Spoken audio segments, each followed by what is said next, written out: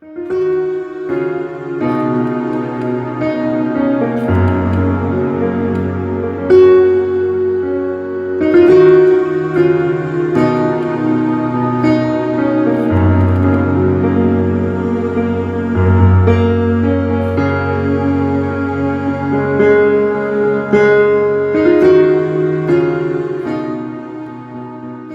va prendre Deutéronome 28. Ok. Alors, on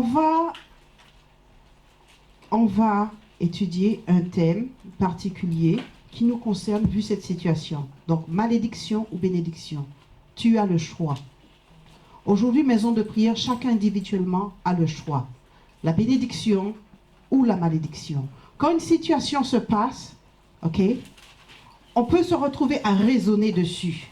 Surtout quand c'est un leader comme notre merveilleux apôtre, quelque chose se passe. On se met à raisonner et chacun raconte son histoire, chacun raconte son point de vue. Je pense que, etc., etc., n'est-ce pas que, etc. Et chacun a une version. Mais ce n'est pas ce que Dieu demande. L'apôtre était en train de nous conduire vers un livre, La vie de l'église locale et le corps de Christ. À reprendre ça, il nous condensait tout ça et nous prêchait cela quand cela s'est passé. Parce qu'il y a une nécessité dans la maison de prière de reprendre cela. Donc frères et sœurs, aujourd'hui, qu'est-ce qu'il faut? Il faut qu'on soit unis, certes, mais il faut qu'on soit aussi solide. Ok? On ne doit pas se laisser déstabiliser. Donc Dieu vous envoie un message par rapport à cela. Deutéronome 28, 16 à 48. Alors, Deutéronome, on lit souvent, de temps en temps, Deutéronome, et on voit bénédiction, on voit malédiction. Mais souvent, l'humain, vous savez, nous, les humains, comment nous sommes, ok? Nous sommes d'une certaine façon, ok? On aime beaucoup les bénédictions. Quand c'est des bénédictions, on dit c'est pour moi. Mais, ben oui, c'est pour moi. Mais malédiction, c'est pas pour moi parce qu'on ne se sent pas concerné. Alors qu'on est sûrement dans une malédiction. On est sûrement en train de se maudire soi-même ou de maudire quelqu'un d'autre. Ok? Donc, quand vous lisez Deutéronome 28, 16, 48, ça parle de toute une succession de malédictions que vous allez lire chez vous ou que vous avez déjà lu. Et quand vous lisez Deutéronome 28, 2,14, ça parle de toute une section de bénédictions. Ah, ça c'est pour moi, hein, n'est-ce pas? Mais quand on regarde, concrètement parlant, qu'est-ce qu'une malédiction? On est dans une situation aujourd'hui, ok? Dieu a permis que son serviteur soit éprouvé. Qu'est-ce qu'une malédiction?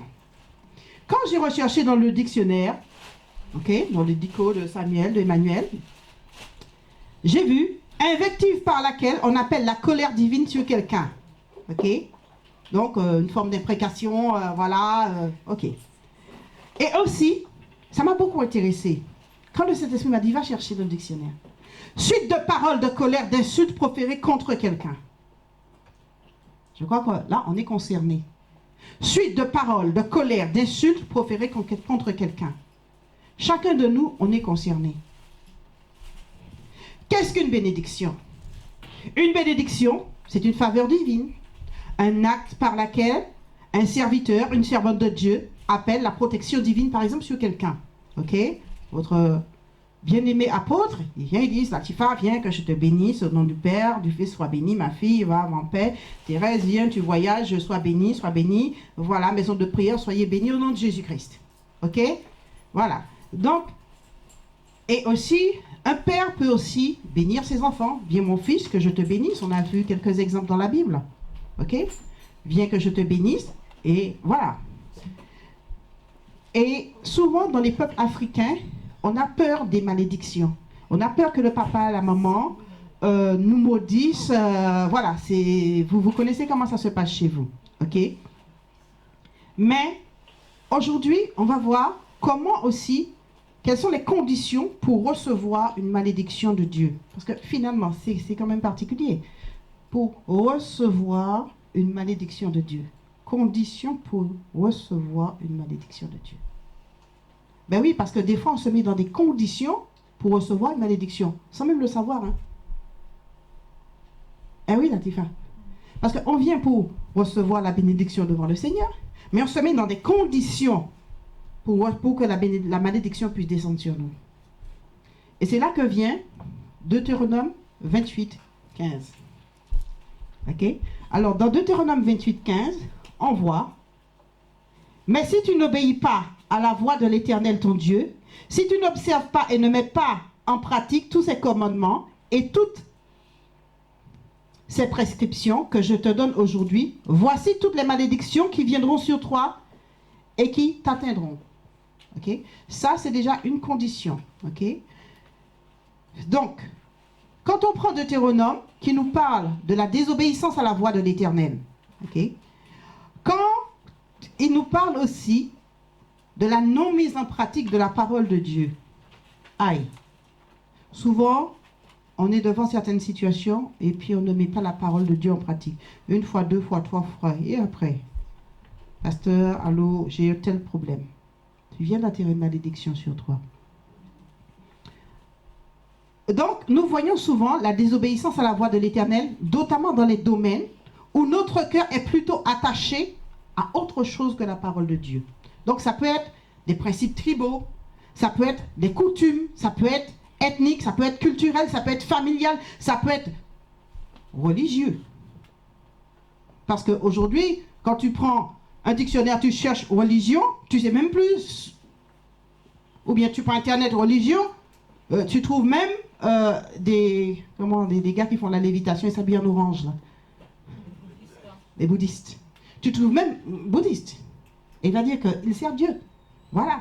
Donc, et aussi, on voit dans cette nation une des grandes religions qui fait des canons bibliques, qui a son siège à Rome, que vous connaissez le nom, qui passe leur temps à défaire la Bible.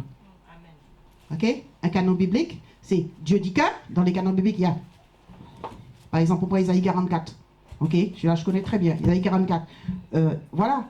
Qui dit que, bon, tu n'auras pas d'idole, tu ne vas pas faire d'idole, etc. Tu ne vas pas prier devant des idoles. Et résultat, dans le canon biblique, on dit, oui, mais en fait, bon, tu peux parce que. Et on fait les gens faire le contraire de ce que dit la Bible. Ok? Ça, c'est une grande malédiction. Et je crois qu'à la fin, le dernier chapitre de l'Apocalypse vous parle de celui qui retire, qui fait des retraits dans la parole de Dieu. Et celui qui y ajoute. Ok, d'accord. Donc, toutes ces raisons dont on a cité, de désobéissance à Dieu, sont aussi des raisons d'une non-mise en pratique de la parole de Dieu. Ok? Alors, qu'est-ce qui se passe quand on est... quand on ne met pas la parole de Dieu en pratique, quand on désobéit, ok, on devient rebelle, ok, on devient rebelle, donc on résiste. Le pasteur a dit mais, ok, et après cela, on est étouffé, complètement étouffé dans une malédiction, ok. Donc, pour conclure ce petit chapitre, malédiction, ok. Ok, pour recevoir une malédiction de Dieu, ok, il faut être un désobéissant. Il faut être un gros rebelle. Si tu veux recevoir une malédiction, tu désobéis à Dieu, et puis tu deviens rebelle. Voilà, tu deviens rebelle d'abord, et après tu te mets sous malédiction. Ok. Et puis, bien sûr, tu ne mets pas en pratique la parole de Dieu. Ok. Mais aujourd'hui, ce que Dieu veut nous amener, Dieu ne veut pas nous amener à nous condamner. Ce que Dieu veut nous amener à sortir d'une condition. Une condition qui nous amène à bavarder, à parler, à raconter ce qu'on veut raconter, à raconter tout ce qui se passe par notre tête. Et souvent, il y a des petites personnes, comme un jour Thérèse m'a dit, parlant des esprits mauvais, des petites personnes qui viennent parler dans ta tête et tu finis par croire ces conneries. Alors qu'en fait, ce n'est pas le Saint-Esprit. Voilà. Alors, conditions pour recevoir une bénédiction de Dieu. Puisque là, tu as vu les conditions pour recevoir une malédiction. Et je crois que tu ne veux pas ça. Hein? Tu ne veux pas ça, Tifa? Hein, Teresa? Qui veut une malédiction ici? Je suis sûr que personne ne voudra lever le doigt. Ce n'est pas logique. Ok? Moi non plus, j'en veux pas. Et puis, j'en veux pas sur vous. Si quelqu'un dit que, bon, ok, vous maudit là-bas, je serai la première qui va dire que, bon, chérie, mets-toi à côté et tout. On va régler d'abord, je vais aller régler ce problème de malédiction sur la maison de prière. Ok? Voilà.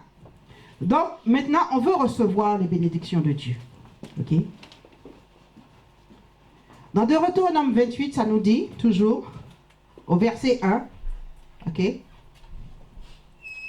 Si tu obéis à la voix de l'Éternel, ton Dieu, en observant et en mettant en pratique tous ces commandements que je te prescris aujourd'hui, l'Éternel, ton Dieu, te donnera la supériorité sur toutes les nations de la terre. Obéissance. Qui dit obéissance? Obéissance. Il y a quelqu'un qui dit obéissance? Il y a quelqu'un qui m'écoute? Obéissance. Il y a quelqu'un qui me suit? Obéissance. Tu me suis, Latifa? Obéissance. Obéissance. D'accord. Donc, on a pris l'habitude de lire et d'entendre ces bonnes paroles. Voilà, tu as qu'à obéir. Voilà, Seigneur. Et puis, tu vas venir, tu vas me bénir. Voilà, amen, alléluia. Et puis, on est rassuré. Oh, moi, j'obéis en tout. Je suis... Voilà, je viens à l'église. Voilà. Je suis bien sapé comme Émile. Tu vois, parce que les doigts là, alors, ils savent bien. Voilà, ok. Mon Nathalie dit que vraiment, j'ai fait beaucoup de progrès. Aïe, aïe, aïe. Mon mari, quand je pars, il me regarde comme ça. Il gratte un peu sa tête. Voilà.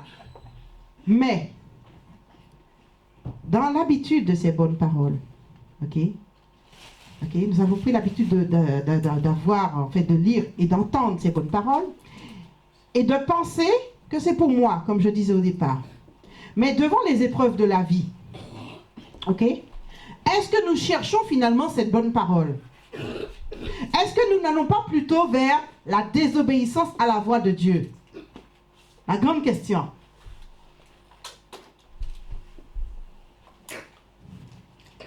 Et est-ce que nous n'allons pas plutôt vers la non mise en pratique de la parole de Dieu? Je parle aussi pour moi. Ok? Parce que moi, ces derniers temps, depuis 3 jours, j'ai un mouchoir. Il faut toujours que j'ai un mouchoir derrière moi. Ok? Parce que, Gérard, ça commence à sortir maintenant. Voilà. Latifa. Voilà. Donc, vous me direz que dans les épreuves, les hommes n'appellent pas toujours la malédiction sur vous, sur votre frère, sur votre soeur, sur votre mère, bon, etc. Ou votre mère, votre père n'a pas toujours envoyé la malédiction sur vous. Ok. Mais il y a une chose, c'est par nos actes, par nos petites paroles des fois, ok, on amène la malédiction sur nous-mêmes. On pousse des fois la malédiction vers les autres, mais on amène des fois sur nous-mêmes la malédiction. Ok? Et je veux vous ramener à la définition dans le dictionnaire. Ok? Malédiction, effective par laquelle on appelle la colère divine sur quelqu'un. Si Loïc, il a mangé trop dans le frigo, par exemple, Thérèse va commencer, elle va dire « Loïc ?» Et après, ok, si elle est trop en colère, la Bible dit « Mettez-vous en colère, ne péchez pas ». Et tout, elle peut se retrouver à lui mettre une malédiction pour le petit frigo qu'il a mangé. Et j'espère qu'il est là, Loïc, il ne mange pas tout le frigo quand même. Voilà. Mais, et aussi, suite de paroles, de colère, d'insultes proférées contre quelqu'un. Ok? Donc, suite de paroles, de colère, d'insultes. On peut être là et tout. On dit que, il y en a qui peuvent dire, par exemple, je ne vais pas choquer certains, qui peuvent dire que, ouh, ce qui est arrivé au pasteur a bien fait pour lui. Ça se fait pas, ça se dit pas. Ok? Ah oui, je me rappelle qu'en 1970, il avait pris, non pas 70, tu étais encore bébé. En 1900, je sais pas, 80, 85, 80, il avait pris une fille, il l'avait mis en prison. En plus, il est dans le prêche, il dit ça dans le prêche, il dit oh là là, quel homme était. Est-ce qu'il a changé vraiment? Et on en fait toute une salade, tout un truc, parce qu'une épreuve est arrivée devant lui. Bon, qui veut savoir si c'est un Dieu? Bon, moi je suis sûre que c'est un homme. Ok? Voilà, c'est un homme, je suis une femme, nous servons Dieu et il y a une épreuve. Maintenant, on doit remonter cette épreuve ensemble. Amen. On doit la remonter ensemble. Amen. J'ai été contente de voir chacun à l'hôpital. Moi j'étais téléguidée, télécommandée, comme me dit Latifa, tu vois. Voilà, vous voyez? Et j'ai été contente de voir Olga lever son doigt là. Si je ne disais pas Olga, aïe, aïe, aïe, aïe, aïe. Voilà, pour entrer dans une voiture. J'ai vu Chantal avec le regard là. Elle est tout. Là, c'est avec le regard qu'elle bagarre. Ok. Et ça, c'est quelque chose qui touche. C'est quelque chose qui fait plaisir. J'ai entendu qu'on a 2 héros qui sont partis en guerre. dans les trains. Amen. J'ai entendu ça. Ils sont partis en guerre. Mais oui, ils sont partis comme de guerriers pour pouvoir conquérir ce train pour aller à Gisors, aller chercher leur pasteur Wilson. Oui, j'ai appris cela. Amen. Maison de prière, on doit être soudés. Amen. Dieu veut qu'on soit soudés maintenant. Dieu veut qu'on soit fort maintenant. Dieu ne veut pas qu'au travers de cette situation, on rumine, on mâchouille et tout, et on vomit, et on remange, et tout ce qu'on avait déjà vomi dehors là, de la bergerie, on ne reprend pas pour mâchouiller, pour manger. Vous me comprenez? T'es une brebis, ok? T'es une brebis, et tu es dans la bergerie en sécurité, on te donne à manger bien, et tout, comme Jeannette avait vu des bonnes bananes, et tout, on te donne à manger, on t'enlève les verres, et tout. Et aujourd'hui, s'il y a une situation, tu vas te dire que, hé, le berger est malade là, oh yo maman, qu'est-ce que tu fais? Hein? Tu vas dehors là, et tout, tu commences à lui dire que bon, je vais aller ramasser ce que j'avais vomi là. Mangeons. Et tu dis à l'autre, mange. Non, c'est fini. Dieu vous envoie un petit message d'encouragement pour vous dire, peuple de Dieu, c'est pas la peine de raisonner là-dessus. Ok? Continuez à avancer ensemble, tout simplement, avec beaucoup d'amour. Parce que une église qui est choquée, ok, ça peut bouger comme ça. Mais il y a une chose, c'est que Dieu restaure l'amour dans la maison de prière. C'est un message pour que vous ne puissiez pas être hors de l'amour. C'est pour que là où votre amour avait été, je dirais, influencé, vous soyez libérés de cette non-influence, de cette mauvaise influence plutôt. Vous comprenez? Et que vous soyez plein d'amour et avançant l'un avec l'autre. Quand un frère a quelque chose, une soeur a quelque chose, on est là. Aujourd'hui, soyez là. N'allez pas manger ce que vous avez vomi. Récupérez. En plus, ceux qui ont tendance à penser, on va sortir de la bergerie.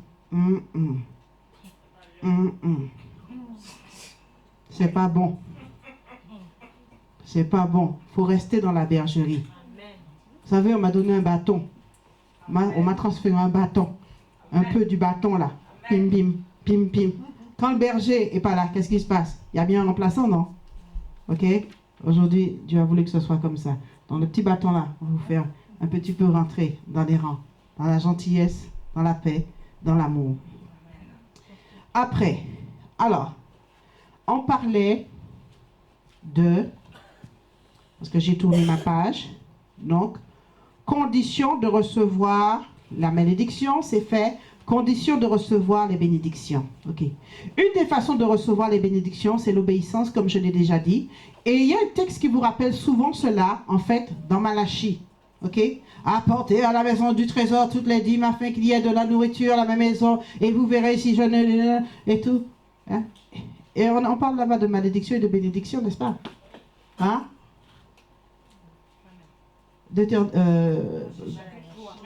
Voilà. Comment il s'appelle? Est-ce que tu peux me dire ce texte-là? Derrière Thérèse. Éléonore, lis-moi ce texte-là. Tu prends à partir du verset 7.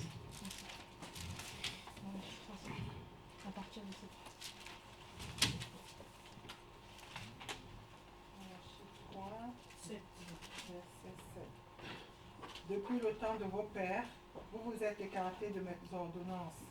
Vous ne les avez point observées. Revenez à moi et je reviendrai à vous, dit l'Éternel des armées. Et vous dites, en quoi devons-nous revenir? Un homme trompe-t-il Dieu? Car vous me trompez. Et vous dites, en quoi t'avons-nous trompé? Dans les dîmes et les offrandes. Vous êtes frappés par la malédiction et vous me trompez, la nation tout entière. Apportez à la maison du trésor toutes les dîmes, afin qu'il y ait de la nourriture dans ma maison. Mettez-moi de la sorte à l'épreuve. Ah, on met même Dieu à l'épreuve. Donc Dieu nous envoie des épreuves, vous voyez, on met Dieu nous à l'épreuve. On a vraiment la grâce. On a le droit de mettre Dieu une fois à l'épreuve. Vas-y, ma soeur. Dit l'Éternel des armées. Et vous verrez si je n'ouvre pas pour vous les écluses des cieux, si je ne répands pas sur vous la bénédiction en abondance. Quoi? La bénédiction en abondance. abondance. Si la bénédiction c'est pour toi, hein? Si la bénédiction est pour toi, tu dois aussi obéir à la parole de Dieu. Voici un texte qui parle de bénédiction, qui parle d'obéissance. Merci ma soeur. Donc, vous voyez, la parole de Dieu ne se contredit pas. Là, il y a obéissance. La condition de recevoir une bénédiction, c'est l'obéissance et la mise en pratique de la parole de Dieu. Donc, en fait, tout est dedans. Tout est dedans. Obéissance, mise en pratique de la parole de Dieu et la bénédiction coule. Et vous voyez qu'au début, quand vous lisez ce texte, vous verrez désobéissance, malédiction. Et en plus, ils bavardaient. Ils disent, en quoi, donc la pensée de leur cœur, en quoi t'avons-nous trompé? Ils ruminaient. Ils étaient retournés là, aller chercher leur vomissure hors de la bergerie. Voilà, ça c'est aussi une des façons de ne pas recevoir des bénédictions ou de recevoir des bénédictions. Un type de bénédiction éprouvée. Moi j'aime beaucoup cet homme. Job. Quand on connaît mon témoignage, Elodie, je parle avec elle. Job. C'est le premier texte que l'Éternel m'a donné, le Saint-Esprit m'a donné, quand j'étais jeune chrétien. Le premier texte que j'ai entendu que Dieu m'a dit, lis. J'ai dit que, Et parce que, étant enfant, j'avais un peu entendu parler de Job et tout. J'ai lu, j'ai compris que c'était une histoire qui me concernait. Et pendant des années, j'ai vu que ça m'a concerné. Ok? Mais le jour que je suis arrivée sur je reconnais que tu peux. Ce jour-là, ouais. Alors, vous pourrez dire à la maison, Job, ok? Job était un homme droit. Ok? Job a été éprouvé. Éprouvé face à Dieu. Éprouvé face à Satan. Voici Dieu, Job au milieu. Dieu de côté, Satan au milieu. Et tout. C'est terrible, hein? Et on le presse. Dieu dit que, il y a un dialogue et Job, il est au milieu, il ne peut rien faire. C'est Dieu qui dit, qui parle au diable, le diable parle à Dieu, face à Job. Alors que Job, il était droit. Job avait un petit problème aussi d'orgueil. À un moment donné, c'est sorti, voilà. Mais Job était un homme droit, Job était un homme intègre. Qu'est-ce qu'il a fait pour mériter cela? Qu'est-ce qu'il a fait? Et ses amis sont venus, blablabla, blablabla, blablabla, blablabla, blablabla, blablabla. Sa femme a dit, maudit Dieu et meurt. Moi, je ne peux pas dire à mon mari, maudit Dieu et meurt. Je ne peux que lui dire une chose. Gloire à Dieu, tu as dansé aujourd'hui, eh bien tu vas danser encore. Amen. Je ne peux que lui dire une chose, tu serviras Dieu. Amen. Et je crois que je vous ai dit ici, il écrira un livre. Amen. Là maintenant, ok, il est en retraite forcée, il écrira un livre. N'est-ce pas, c'est ce que je vous ai dit. Amen. Voilà. Donc, Job a été tellement éprouvé éprouvé spirituellement, éprouvé physiquement. On a tout pris, on lui a pris femme, on lui a pris enfant, on lui a pris ses biens. Job s'est retrouvé nu. Même pas sa santé. Nu. Il avait comme héritage un tesson de bouteille. Dieu là, Satan là. Tout ce qu'il avait le gars, c'était un tesson de bouteille. C'est tout ce qu'on a pu lui laisser. Avec de la cendre. Vous dites d'une épreuve. Vous dites d'une épreuve. Job est un exemple. Job est un exemple d'homme éprouvé. Pasteur, tu es éprouvé, hein? Tu es éprouvé dans ton corps, hein? Hein? C'est dur. C'est dur pour la chair. Mais, sache une chose. Avant que tu sois là, moi, j'ai vu la victoire. J'ai vu un accident, mais je ne savais pas que c'était toi. Je ne savais pas que c'était toi. Mais j'ai vu la victoire. Tu vas t'en sortir. Amen. Moi, j'ai hâte de lire ce bouquin. J'ai hâte de le lire. Vous savez, on m'a demandé de reprendre le travail. Enfin, je dois reprendre le travail parce que là, je suis arrêtée à cause de lui. Je devrais reprendre le travail si tout va bien. Si je sens qu'il peut être indépendant, mardi. Mais vous savez pourquoi j'ai envie de reprendre le travail? C'est pas pour être au travail. Je sais que je serai au travail, ça va m'embêter un peu. Mais vous savez pourquoi? Pour qu'il soit seul. Pour qu'il soit avec Dieu. Amen. Pour qu'il soit avec Dieu. Parce que je sais une chose. Quand on sort d'une épreuve, on est un tractopelle devant le diable. Quand on sort d'une épreuve, je sais, on est un lion. On est un lion. On est un lion avec le lion. Amen. On est un lion avec le lion de la tribu de Juda. On est un lion. On écrase tout sur son passage. Amen. Et je crois que Dieu lui a déjà donné une pelle pour commencer à tracter. Donc, Job étant un exemple, ok? Il y a un autre Noé, un type de bénédiction. On va prendre Genèse. J'espère que vous lisez votre Bible, parce que mon facteur temps ne me permet pas de vous donner tous les versets. Et j'espère aussi que vous écrivez, vous avez un cahier pour écrire ce qu'on vous donne dans la maison de prière. Quand on prend l'histoire de Noé, ok, je vais lire Noé 6:1. Lorsque les hommes eurent commencé à se multiplier à la surface du sol et que les filles leur furent nées, les fils de Dieu. Alors, vous savez, depuis que j'ai reçu le choc, même avec mes lunettes, je vois flou. Ok? Alors, je recommence. Lorsque les hommes eurent commencé à se multiplier à la surface du sol et que les filles leur furent nées, les fils de Dieu virent que les filles des hommes étaient belles, et ce fut parmi elles qu'ils choisirent leurs femmes. Bon, là, je passe parce que ça, c'est une grande histoire, cette histoire. Alors l'Éternel dit, mon esprit ne sera pas toujours sur eux, ok, dans l'homme, car celui-ci, bon, ok, je vais passer, mais je vais partir. Donc, en fait, vous allez le lire à la maison, parce que mon facteur temps. Mais ce qui s'est passé, c'est que l'homme était vraiment dans la corruption complète. Alors Dieu a décidé que bon, il y a le déluge, ok. Maintenant, le déluge est arrivé, ok. Le Seigneur parle à Noé. Et quand le Seigneur parle à Noé, le Seigneur lui dit, bon ben voilà Noé, je t'ai choisi toi et ta famille parce que vraiment la terre elle est hyper corrompue, ok. Verset 11, la terre était corrompue devant l'Éternel, la terre était pleine de violence, etc. Dieu vit que la terre était corrompue, car toute chair avait des conduites corrompues sur la face de la terre. Donc même les animaux, grave. Je ne veux pas imaginer, vous voyez. Donc, Dieu a demandé à Noé de faire cette arche. Noé, il a fait cette arche. Noé était dans la... Non, Noé était dans la désobéissance ou l'obéissance? Obéissance. Voilà, Noé était dans l'obéissance. Noé a essayé de convaincre les gens, mais personne ne l'écoutait. L'apôtre a dit combien de personnes essaient de convaincre et personne n'écoute. Vous, des fois, quand vous évangélisez, on ne vous écoute pas. Mais restez dans l'arche. Moi, j'aime bien cette parole prophétique de cette année où l'apôtre Appé disait, Simon, tu rentres dans l'arche, reste dans l'arche. Où es-tu, Simon? Tu es là, Simon? Voilà. Je bourre en plus aujourd'hui, mon frère. Gloire à Dieu. Sois béni. Simon est resté dans l'arche. Ok? Gloire à Dieu. Donc, Noé, il a fait les animaux rentrer. Vous connaissez l'histoire. Mais il y a eu un problème. Ok? Noé a reçu un choc. Oui, Noé a reçu un choc. Parce que quand Noé est sorti de l'arche, okay, sur la face de la terre, il était habitué avec ses contemporains, il était habitué avec ses voisins, il était habitué avec tout le monde. Noé, il n'y avait que lui et ses fils. Il était content, il a rendu gloire à Dieu. Il était content, il était heureux. Ok? Il était heureux, Thérèse. Il était hyper heureux. Oh Seigneur, oh là là.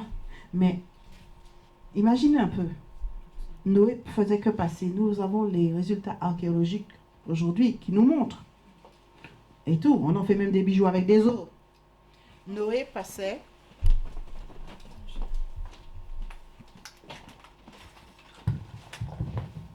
Noé passait à côté des restes humains. Il passe par là. Il y a un squelette. Il avance. Il y a un autre squelette. Il avance. L'eau a mélangé une montagne de squelettes, animaux et mélangé avec les hommes. Ok? Quand on parle aujourd'hui, par exemple, d'une pierre qui s'appelle l'opale, c'est des os très anciens qui ont fini par devenir quelque chose de très précieux au contact de la roche. Et ça coûte excessivement cher pour avoir une petite opale comme mon nom, une véritable opale. Vous payez des fortunes. J'en ai pas. Le Seigneur, il faudrait que tu me donnes. Mais bon, est-ce qu'il faut que je mette ça, sachant que c'est des os, peut-être c'est des os humains, on ne sait jamais. Bon, on laisse ça de côté. Ok? Donc, c'est pour vous dire que les résultats archéologiques aujourd'hui sont là, d'une réalité qui s'est produite. Quand on fait des recherches archéologiques, quand on analyse et tout, quand vous regardez certaines émissions, vous voyez qu'il s'est produit véritablement quelque chose, un grand déluge. Ok? C'est inévitable. Ok? Donc, Noé il est sorti hyper choqué. Ok? Et Noé, il a fait quoi? Il a cultivé, il a fait un champ. Ah, on va planter des raisins maintenant, monsieur Noé. Ah, il a planté un champ. Il a dit, Madame Noé, je vais boire un petit verre, viens boire avec moi. Ok? Il a dit que bon, mon fils, viens boire. Mais Noé déprimait. Noé était mal. Noé avait vu trop de choses. Noé était hyper choqué. Noé savait qu'il était le grand leader. Tout le reste comptait sur lui. Et l'humanité allait être faite à partir de lui. Noé n'était pas bien. Noé a bu. Il a dit, mais chérie, donne-moi encore un petit peu. Ça ne fait pas de mal. Hein? Il a bu. Il a bu. On ne dit pas où était Madame Noé. C'est moi qui dis pour Madame Noé. Mais il a bu, il est devenu saoul. Quand il a bu, il est devenu saoul. Qu'est-ce qui s'est passé? Qu'est-ce qui s'est passé? Ah! Qui c'est qui s'est moqué de lui? Quel fils? Cham. Voilà. Je vois qu'il y en a certains qui lisent leur Bible. C'est important de savoir si vous lisez votre Bible. C'est important. Donc, Cham, il s'est moqué de son père. Ok? Et quand Cham s'est moqué de son père, ok? Il s'est moqué du chagrin non contrôlé de son père. Parce que c'était vraiment un chagrin qu'il avait de voir tout cela. Il était béni, mais il avait quand même reçu un choc à la fin. Il était béni ou rebéni, donc il était sauvé, béni, ok, puisque Dieu l'avait béni après, et il était sur la terre, mais le gars était choqué. Et le chagrin non contrôlé de son père a produit cela, le fait qu'il boive. Sem et Japheth, ils ont fait quoi? Ils ont couvert leur père. Et ce qui est bien, c'est que, vous voyez, ils ne viennent pas, ils mettent un drap comme ça sur leur père, un manteau sur leur père. Ils viennent à reculons. Tiens Samuel, me voici, et on recule. Il ne faut pas qu'on regarde papa. Vous voyez? Et ça montre l'honneur. Ça montre tout le respect qu'ils avaient envers leur père, malgré sa condition de défaillance.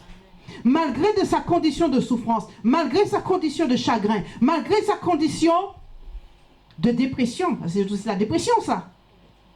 Malgré cette condition, et tout, ils n'ont pas dit que, ben, tiens, moi aussi, hein. Ah, mais tu sais pas, aïe, aïe, aïe, Thérèse, oui, mais tu sais pas, ouais, le pasteur Happy, yeah, tu sais, il a fait l'accident là, oh, ou bien Thérèse dit, tu sais, je suis passé là-bas, yeah, mais je ne comprends pas comment il a fait l'accident et tout, mais vraiment, vraiment, vraiment, tu sais, pour l'être, oh là là, mais vraiment, là, qui l'avait dit d'aller acheter la maison là-bas à Gisors, ya, ya, ya, baba, ya, baba, et ça parle, et ça parle, et ça parle.